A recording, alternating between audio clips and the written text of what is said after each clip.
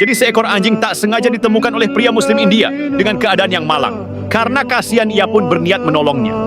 Awalnya memang terlihat sulit, tapi ia terus coba mendekatinya. Meskipun terus menjauh, ia tak menyerah. Hingga akhirnya, ia punya ide dengan memberinya makanan kecil agar ia mau mendekat.